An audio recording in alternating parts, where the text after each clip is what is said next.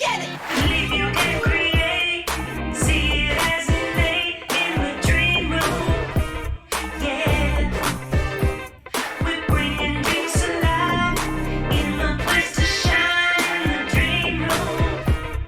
Yeah. Welcome back to the Dream Room. Today we have a truly unique artist joining us, Javier Cabanillas of the group Cabanillas Project. A vibrant musician whose roots stretch from the heart of Mexico to the sunny shores of California, bringing with him a blend of cultural influences that inspire his sound and storytelling, with an enchanting ability to fuse traditional melodies with contemporary rhythms. Javier has carved out a distinct space in the music scene. I'm excited for you to hear his journey, the inspirations behind his music, and the reflections he's gathered along the way. Let's dive in. Hello. Buenos dias. Buenos I know, dias. we're here. I'm excited. After we met and you're like, hey, this is the podcast, so let's do it. Yeah. So, can you share a little bit about your upbringing in Mexico and how it influenced your music? Yeah, I don't think it's all that unique. I think Okay. it's very similar to lots of Mexican, people that kind of lived in a bicultural kind of back and forth between the United States and in Mexico. And so I think for me particularly was that I got to enjoy, my hamburgers on one side and my tacos, carne asada on the other side. Mm. So the food palette was interesting. Mm-hmm. And I think for the music palette was also unique for me. Because I was enjoying a lot of the music that my uncles would listen to, my grandparents would listen to, and I felt like it was probably one of the best playlists for me to absorb, because it was all the way from big band music to Glenn Miller to rock and roll through my parents and through classic rock music and stuff that you would kind of think, well, why is this stuff in like not regional music in Mexico? And then, of course, I would listen to that as well with my cousins. So that's kind of like the quick fabric of some of the stuff that I was exposed to, but very in a small circle on a ranch, which we'd be sharing, the space with like a wild pig or some, chickens and a cornfield. Mm-hmm. So, and the sunsets are the best. Oh, The sunsets in the desert are the best. So that was kind of like my environment. And so I was in that circle of just constantly listening to that kind of style of music and enjoying all the stuff that has the elements to offer. What brought you to California, and how has that experience influenced your artistic journey? So I was born here. Okay. Actually, I was born in Hayward, California, and my dad at the time had a contract with laying the BART tracks down when they were expanding. So I was born here, but back and forth between. By the time I was a year old, I was going back to Mexico. Then I would come back. So that's why I was saying I had that kind of like bicultural experience, because I was constantly crossing the border back and forth. I did my schooling in both countries. So, I did my elementary, middle school, and Mexico stuff. Also, by the time I was getting into high school and kind of getting into finding my identity, then I was less in a classroom and more out in the real world and in the streets and kind of going back and forth. And so for the longest time, probably from when I was 19 until I was about 30 years old, 30-ish, I was living in Tijuana, Mexico. And then at the time, my sister was living in San Francisco. And she's like, hey, why don't you try, your music stuff over here? And I'm like, I'm fine. I was like, I'm fine in Tijuana. There's no need for anything. But I think for us to try as siblings to get together and figure out what we want to do with our parents, and I figured, all right, well, let me come to the Bay Area and try my music out. And so I've been here since 2011. Oh, okay. Well, Do you recall the first moment or the first thing that inspired you to want to be a musician? When did you know? No, I knew that my family, we loved music. It was a motivational thing that was from not only just parties, but like my mom had like this brilliant idea to motivate us on the weekends to clean the house. So she would get like she would rip out pieces of paper and write rooms of the house on it. And then she would hand it to us, and she said, "All right, like the lottery. All right, pick one, And so we'd pull it out, and it'd be like, oh, okay, well, I have everybody dreaded the bathroom, right? So I'd somebody get the bathroom, and then the living room. And so what she would do is she would allow, I think it was like 30 minutes or an hour for everybody's playlist we'd all listen to music while we'd clean the house. So I would listen to Michael Jackson because that's what my brother and sister were in. I'd listen to Aretha Franklin. Then I would listen to my music, which I was a big Elvis Presley fan. And so it was just constant motivation for us. But at the time, I had no idea that was like being embedded into why I like music and how I got involved with music. And it wasn't until until I saw the Titanic, I knew. Really? Tell me about that.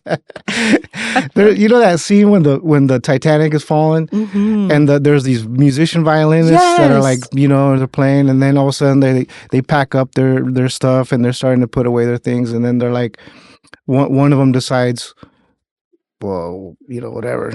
He ends up reopening up his case and then starts to play the violin sound, right? And I kind of identified with like, you know what? That would probably be me and that's when I knew. I was like, it was like the music was much more important. And I was in moments like that, music was like a savior. And so throughout my life, I've always kind of witnessed that there's been moments in where music has like, saved me through a lot of things. And so I identified. Jokingly, I say the Titanic and blah, blah, blah. But I kind of was a moment where I was like, what? I think that, I identify with that musician and why they were doing those things. And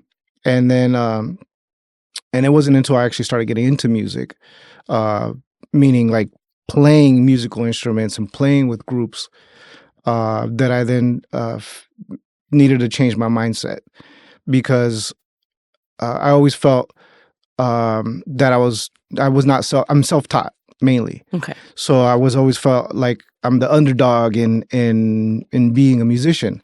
Didn't know how to read music. I didn't know how to like, be able to use the lingo of communicating my musical thoughts to other people. For my family, my brothers and sisters, we can hear it all. We would tell, that bass part in the song, we would hear it. We'd mention it to friends or whoever, and they'd be like, what part are you talking about? I don't even hear that part. Or it'd be finally somebody would bring it out, and then another friend would be like, oh, now I always hear that one part of that song that you bring out, you brought up, because I've never heard it before. So between us, we were like musically communicating to each other, my siblings. But it wasn't until later on that I started, was like, I had like a mental blockage thinking like, well, I don't think I'm good enough. I think a lot of musicians can relate to that. So I had a really good friend, still a really good friend, JP Ballmont in San Diego, who's doing great educational stuff, plus touring and playing. In fact, he just got nominated for a Grammy in teaching, as a teacher in San Diego. All right. And so him and I are colleagues from San Diego State. And I remember at one time we were in a Latin jazz group, which I had to audition into. And I told him, because we had like a lunch break, and I told him I didn't. He goes, well, why? And I go, well, because I don't know how to read music, and so I'm just kind of like, going. And so he goes, well, you mean to tell me that, Stevie Wonder's not a musician? And he's like, you mean to tell me Ray Charles is not a musician? Because that part. So it kind of resonated a little bit, and I started thinking about, okay, now I need to just figure out, let me just go ahead and enjoy my moment. I don't know what's going to happen. And at that time, early on in my career, 2003, I was like, okay, well, I'll just go ahead and enjoy it. And I've been enjoying it ever since. Oh, that's awesome. It's teaching myself how to read, now I write, now I compose, now, so I didn't stay that way. You evolved. Exactly. And that's always the journey of, at least for the musician, it's to evolve and apply ourselves and stuff. It's just a joy to listen to musicians when they first started, and then if you have the blessing to hear them later, it's so awesome. Yeah, and I think it was Miles Davis that said, it took a long time to sound like me. Yeah. It's like we first learn by listening to other musicians that we were passionate about, and we kind of like use a like a magnet of certain things and frequencies that we enjoy. That's still kind of our interpretation of that, right? But we're at least trying to emulate as close as we can to that. But over time, we then say, okay, now we're our own voice, and then that's where we kind of develop. That's it. So your music incorporates elements from various genres, is that right? Yeah. Okay. What inspired you to blend different musical styles? So I think I'm drawn to first of all music and the groove of things more so than, let's say, lyrics, right? So I'm aware of what makes me move. I'm attracted to bass lines. I'm attracted to like lower frequency sounds, drums and percussion, more so than like, let's say, violins and flutes, right? So in terms of how it moves me. Absolutely. Right. So I'll kind of think of, in Spanish we say tararear, which means it's like a way of like doodling, but with music in a way, like lyrically. So I could be anywhere, and just kind of like humming and coming up with different ideas. And so I would first try to copy it or record it onto something, and then transfer it onto musical charts or whatever. And so it would be in a basic idea, and then from there I would try to expand on the concept. And many times I don't even know if it's the introduction of a song. I don't know if it's just a section of a song, or if it just completely unravels into a whole new melody of a song, or inspires a lyric that I can add on to that. And so it's just mapping out that first inspiration. In terms of the genre blends, it can very easily get arranged and written in a way in which I'm using harmonies, that's jazz harmonies, or certain progressions that I enjoy from songs that I'm always passionate about. And then underneath that, in terms of rhythm, there's a whole exploration of the wonderful rhythms that can be used from Africa, from the Caribbean, from Mexico, from different time signatures, and even putting certain kind of rhythms that can somewhat clash together as well, but then relax the rhythms. And so then to kind of create a tension release type concept. It's basically like adding chile on chocolate. Yeah. Right. It's like two different concepts where you're like, they kind of go together, but then you do taste them, and then it's like this fireball in your mouth and it tastes great. What challenges have you faced as a musician? I think it's required to have challenges at all times, because, and the most challenging one is going to be the one I talked about, where you have your self blockage, very easily can turn into self-sabotage stuff, and I saw a lot of that during the pandemic with some friends, and and it was kind of like a downward spiral for a lot of people, but it was difficult to like really make sure what was the long game, So I think the mental blockage can be a challenge. The constant believing in that I could do it, even though everybody else doesn't believe that I could do it, right? So then it's going against the grain on as a challenge. So you have people saying no, no, no, and I'm like yes, yes, yes, right? So that's that as a challenge. And then there's there's also the physiological challenges on instruments, like if vocals, if if you're sick or if you're having issues, or it's like making sure that we're constantly in tune and developing within the instrument, or so that there's fluidity and that there's the agility on it. It's like working out, if we're if the car's tuned up, and right, so it's kind of like a little bit of that as well. But I got some miles on me too, so I got a couple of squeaks here and there, but I think those would be the challenges, just balancing it out. I'm a family man, so I have priorities, and I want to make sure that I'm solid as best as I can in all the realms. Can you talk about how you approach songwriting? Is there a particular process you follow, or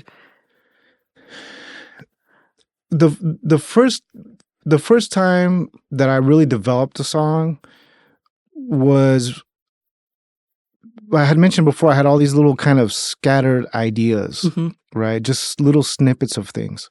And I had that on an old computer when I was in college, that I carried with me everywhere. And in fact, I still have that old computer. Oh. And so I had a bunch of stuff in that computer. And a good friend of mine here, a drummer here in the Bay Area by the name of Brian Andres, has an Afro-Cuban jazz group. And he has a couple albums out, and he recorded, he was getting ready to prepare an upcoming album. And he had asked in a group, some of the members in the group, hey, has anybody got some original tunes? And so there had been, everybody, are wonderful musicians. Everybody had original tunes. And I remember asking Brian, I said, hey, what's in the mix there? What do we have? Do we have like up-tempo mambo stuff and blah, blah? And I didn't hear him say cha-cha-cha. So I said, which is a wonderful kind of mellowed, relaxed rhythm out of Cuba, made really famous during like the 50s and 60s. And so I asked him, I said, do you mind if I propose a cha-cha-cha song? He's like, yeah. So I went back to those ideas that I had. And then at that point, now I had the motivation to elaborate on one of those concepts. And then I had the inspiration, the motivation to finish the song. And so then it came out as a bluesy cha-cha-cha. And I ended up giving that to him. I said, hey, here's this tune. We could record it. And I mean, I didn't expect too much out of that, but Sure. He titled his album on for that song. Oh, that's nice. And then we ended up getting a 4 or 5-star review from Downbeat magazine, and they highlighted that song. And they, so I was like, oh, that's cool. I was like, all right. And then that turned into, well, if that works for his group, why not kind of go back and start writing some stuff for my group? And then that kind of then got the snowball effect of me kind of working and starting to, and I had a bunch of stuff. Unfortunately, one of the challenges was at one of the places that I was renting at, they had a power surge in the house, and then the whole power went out. And then when I went back, my computer didn't work. And then I finally got it to work, and I had all that stuff just deleted. And so all the stuff was lost. Really? All those... all the snippets of years from, back in the day. Oh my gosh. So at the time, my wife was like, what happened? I was like, what just happened? So then, Christmas came around. She ended up giving me this like computer. And from that point, I had all this updated software stuff, and I was like archaic with the dinosaur type of stuff. But this one got everything just so much more faster. So I started writing much more quicker. I was, my scratch track ideas were they almost sounded very well produced, and so I started learning more of like the technical, the tech side of stuff. Do you have any ideas for backing that up somehow, or what would you tell? So now, the clouds and Dropbox and, all kinds of stuff that I have to like make sure that I have all that stuff backed up and stuff. But, it's just, I mean, it all came natural for me. So it's just now going back and doodling again and, starting all over. So, how do you tap into your feelings when creating a song? Yeah. So, um, when they ask me, I write my stuff without any particular intention rather than just kind of like, okay, let me get this out and writing it out.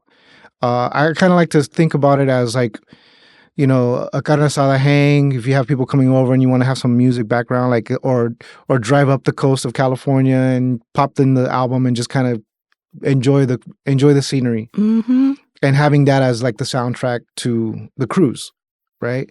So I think of my music that way. Like it's a little bit of everything in a way.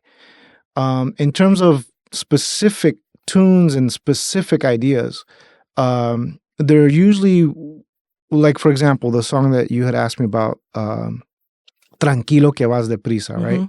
That's a phrase that my dad would say to me before I would leave the house. And essentially it's a phrase, it's like he's just saying, be careful, right? But the translation of it is like, slow down that you're in a rush, right? So it's kind of like a conflicting idea, slow down that you're in a rush. But it's like, because you're in a rush, just take your time. Like vete tranquilo, right? So that phrase, I heard it all the time. And it wasn't until I got to the point where I'm like, you know what? I'm going to use that. And then also the tune needs to not be fast. It needs to be a little bit chill.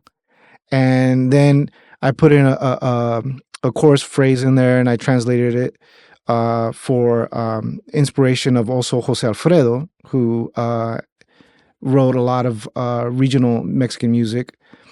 And I kind of give a tip of a hat to him because here's a tune that he knows, or that says, "No hay que llegar primero, hay que saber llegar." It's not to arrive. It's not about being the first to arrive. It's knowing how to arrive. Okay, and that's it's a snippet of a song that he had wrote. So it's kind of like, I'm putting these two concepts together, and then I'm creating a coro lyric on that, on top of a rhythm that I want to make sure it's kind of like moving along, but it's not fast, and so that's how I get that inspiration, and that's just that one particular tune. There's so many different inspirations and motivations that from kind of dark places too, and to uplifting places, Who are some of your musical influences and how have they shaped your sound? I really enjoy John Coltrane. Like on the jazz side, I enjoy Jerry Mulligan. And also I would say in terms of Latin and also trombone sound, I would say Poncho Sanchez, Francisco Torres, who's trombone player, and then the whole handful of música norteña music. And the reason why I love that stuff is because it's very simple lyric. The lyrics are very simple, it's very digestible, but there's a lot of feeling behind a particular word.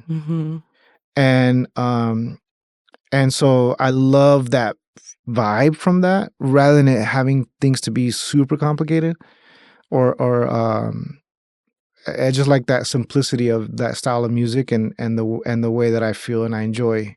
I just always think of like my uncles and my grandparents and being in the backyard out where it's, you can see the stars or whatever, and having a little bonfire.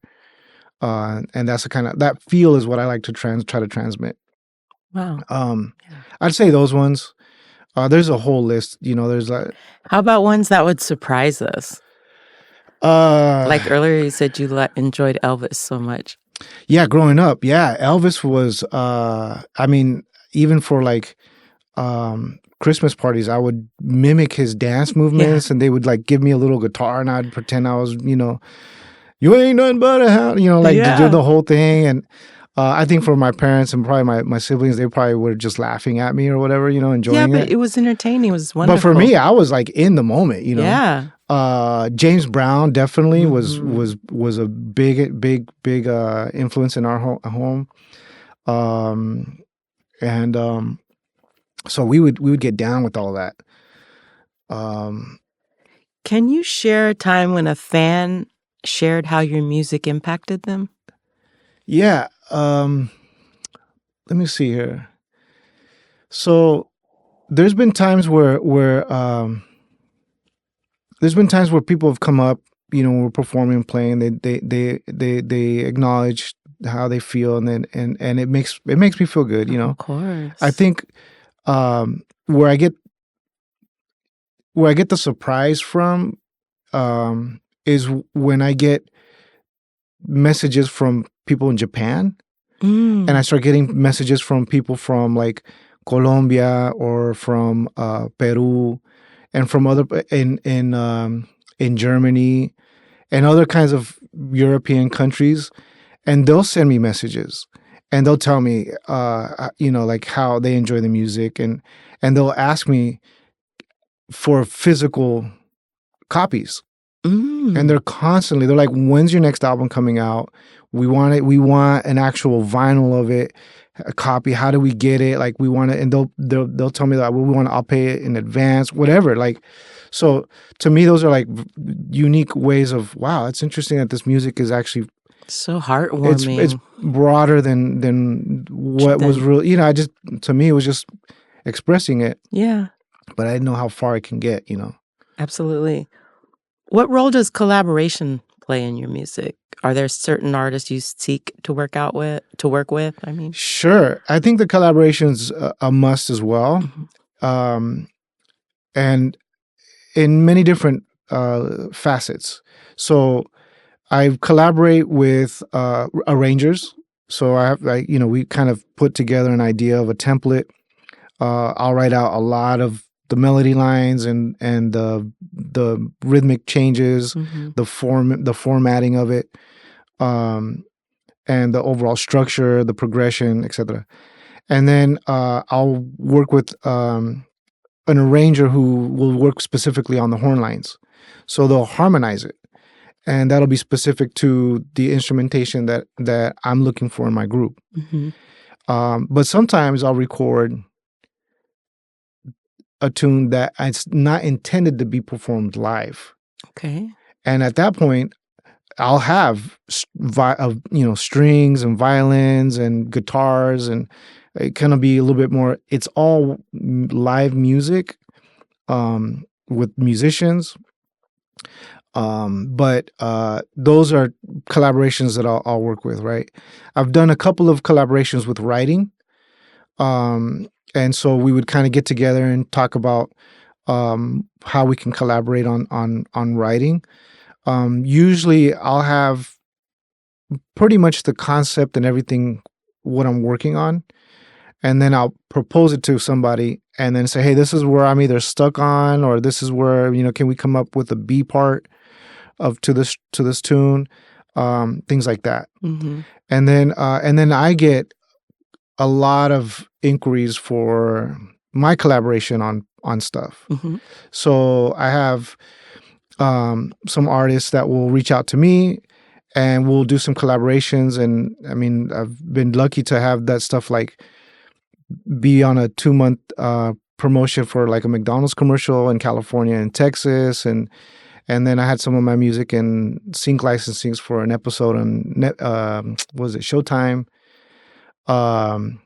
So these are kinds of like, wow, being able to That's collaborate amazing. and work with people, also helps to open up other doors. So I think it's important to be able to collaborate in those ways. So you said earlier you were just expressing something when you were creating a song. So you don't, are you thinking about how listeners will be impacted? Or do you have a hope regarding listeners' reactions or response to what you do, or do you not really think about that? I don't really. Yeah, I'm not thinking on the receiving end of it. I think what I want to try to tap into is as authentic and honest as I can be with myself. But I'm aware that not everything's going to be liked, and not everything's going to be enjoyed. But that's That's part of that's it. the reality of of everything, so but if whatever it is that I do put out there, in terms of, at least for me, I'm feeling I'm doing as best of the quality sonically and musicianship wise and authenticity with myself, that's where I am at that moment in time. So what kind of legacy do you want to leave as an artist? I hadn't even thought about legacy stuff. I Mhm. think the only thing that I do think, as I mentioned, as a family man, are stuff that, at least in the years and the generations to come, that maybe my great great grandkid or whatever, or son, or whoever, can play, like, oh yeah, let me reference this song that my grandfather, whoever, would have, and they can listen to that. So I think for that. But in terms of the musical, like, stamp on the world, I have no idea what. Legacy for you is like For in me, it your would be more family, your intimacy. Yeah, generations. it's more intimacy. To Yeah. me, it would be more of like when the impact of when my grandfather, like, would read out our family tree. Um, it would be similar to, like, let's listen to some of the music, Mhm. that had been, uh, once I'm gone. Yeah, what a blessing for your descendants. Yeah. So I'm hoping that at that, and I have tucked away a bunch of stuff that are just in boxes that uh my wife can hand over to the kids or whatever, when things are, when they need to be handed over. Yeah. Can you describe a memorable performance experience that was particularly special for you? I think one of the funnest ones that I had, um was when I was in France, and it was in the middle of a bull ring, and they had built a stage in the center of the bull ring, Okay. and then and the whole experience to even get to there, to that part of South France, in Toulouse, was a long journey to get there, just to begin with. So, Mm. and then finally we got there, and it was this giant festival. It was, I don't know how many, maybe 20,000 people or so. It was just a wonderful experience. And then when we're on stage and just seeing, in the middle of a bull ring, like, and the lights were dim, and so the flashlights are on, and the cell phone lights are on and stuff, and so it was like, wow, this is cool. This is really cool. Weather's perfect.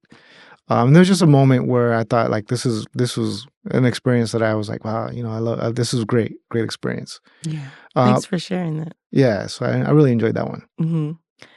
And it's a unique place. Sounds like the place alone is pretty. Yeah, there's a festival called Tempo Latino, and they bring in acts from all around, and it's really focused on the Latin side. Mhm. So they have, like, the the pillars and leaders of groups in those genres, performing there, and so, and they have a bunch of. I mean, they had a group also, I forget their name, but it's a Japanese group that plays Latin music. Really? And it's not Orquesta de la Luz. It's like they do a mix of, like, cumbia and kind of, and so it was, but they sing in their language, Hmm. using a lot of these rhythms, and their instruments as well. So it's a That's blend of, interesting. yeah, it's a blend of, like, traditional instruments, but played uh, in different rhythms outside of their country, but then they're also singing in their language. So, and then the way that they're dressed is also similar to, like, how they are in their tradition. But it was really it was like, it was the performance was right before ours, or the day before ours, and so we had like an off night, and we were just kind of like, wow, this is such a cool experience. Um so, but anyways, I think that kind of stuff is cool. What role do you think social media plays in your career? I think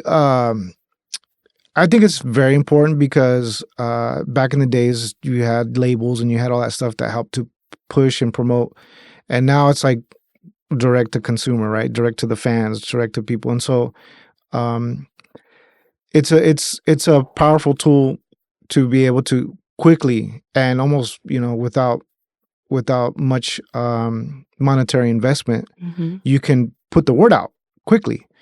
Whereas before, if you wanted, like in the past for me, I would like design a flyer, print it, print out copies, and then I'd have to distribute them. Yeah, that's right. a lot of And work. that takes time, that takes money, driving to places and handing out flyers, and so there was much more legwork and much more time and much more money involved with that. And now I could do a design and then post it, right? Yeah. And then it could reach a larger group and it could be easily shared. So the accessibility to get to larger groups and also new groups would be through social media, So I think that is important to explore. Can you tell us about your latest project and what you hope it conveys? Yeah, so I have 3 albums out in actual tangible like vinyl copies, and then I released a couple of singles, and I'm currently working on a new album and project. And but before I do that, I'm gonna release probably a single, and so that tune is going to be one I'm going to start to promote and push, but it's not out yet, and I still haven't recorded it yet. But that'll be a tune. I'll tell the title. It's called Ecos del Corazón, which Echoes is of the Heart. Yeah, Echoes of the Heart. So that'll be a tune that I'll be working on. Hopefully, be coming out this year. I want to hear that. I can't wait. If you could collaborate with any artist, dead or alive, who would it be and why?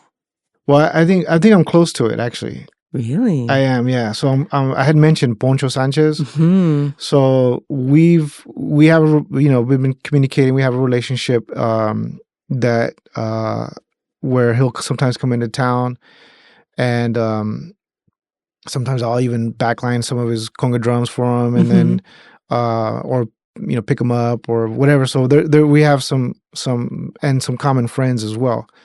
So over the years, I felt like we've been buddies in a way. We'll have dinner, we'll have breakfast together.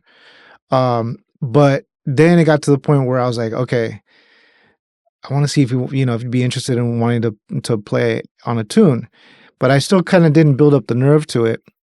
And I remember over a phone call, one time he called me and he goes, "Hey, I just wanted to give you a thanks on the drums, and so, oh yeah, no problem." And so, and then we started doing some small talk stuff, and we talked about the Belly Up in San Diego, which he had just recently recorded live and had his performance come there out, the album there. And so we were talking about that, and he goes, "You should play with your band there."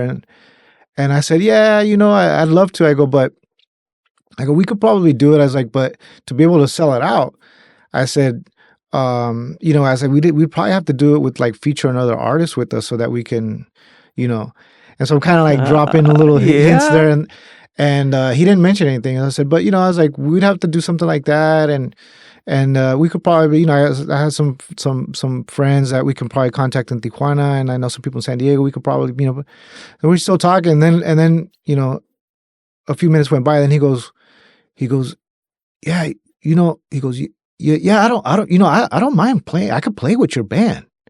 And I said, and then and he says, but if I play with your band, he goes, the audience will sometimes want me to play like 1 or 2 more songs.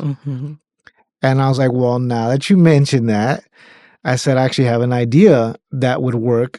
I said, because one, I was like, I wanted to see if you'd be interested in recording a tune with me, and we can promote that tune. And then from there, I have this other idea to be able to feature as a show with Poncho as a collaboration. He goes, yeah, I like that. He goes, why don't you talk to his musical director, Francisco Torres? And he goes, who's also helped with some of the arrangements on my song. He's also performed with my group. So it's a little bit more realistic than just like, wow. This is so exciting. I'm so excited for you. So that's where we're at. And it's in the air. It's there, forming. exactly. Now it's just, hopefully the stars align and all that stuff. But, that's kind of like how that collaboration and the work and and just years of just, it wasn't me like trying to hit him, hey, can you Right. record? No. It was more of like, hey, let's just be buddies and friends, and we have common interests and also, some friends in common. And over the years of, really, him seeing how I am with him and his group, and it became like, okay, it's not just because everyone wants to pull at a legend, or somebody always wants to Absolutely. pull like, hey, give me what you have, give me shit, give me. But sometimes it's like, no, in life we got to give, That's true. So that's kind of like how, by giving, and then guess what? Now it comes back too, So anyways, that's Oh, that's a great story. I love that. So looking to the future, what are your aspirations as you continue your musical journey beyond this amazing collaboration that's probably going to form? I think at some point I'm probably want to get into like actual bigger production stuff. So yeah, my music, but I also want to start looking at Like behind a ballet or behind a no, like theater? no. Okay, so what I mean is like putting like small festivals together. Oh. So starting off a day where it'll be a lineup of groups and bands, Mm-hmm. like a festival, pretty much, and then hopefully it can turn into a 2-day thing, and then something like that. And then an But- annual thing. And it'd be an annual, yeah, it would be Okay. annual, and See. then and just kind of see how that works. So Okay. in terms of that kind of production stuff, and I've gotten involved, helped to be a part of some of the first Latin festivals in Walnut Creek, downtown, and with the Leisure Center collaboration there. And they called me back to do to perform with my group, and then they asked me to. I was on a steering committee, and they were asking me, some ideas for the event, and then they asked me to MC it. Oh, great. And so I was like, wow, all these parts that I had never thought about wanting to do. And then I got the opportunity to be in roles that I hadn't really put myself into. Mhm. And so that worked out. And so little by little, I'm like, oh, this is cool. Like I want to try to get more involved in putting some of these, events together and stuff. But education is big for me too. Mm-hmm. So I'm always interested in constantly helping and figuring out, and getting schools that I know also to participate, and teaching at schools and stuff like that. So I had the local high school band come out with their big band Mambo group, and they performed, so all their community and their families, and were watching them perform and stuff. So things like that I think is cool. So what can you speak about? Can you speak to the business side? Because we all think about the glamour and the stage and, I get to do my thing and show my art, but there's a business to it. And so how do you conduct yourself, or how do you get that information just starting out?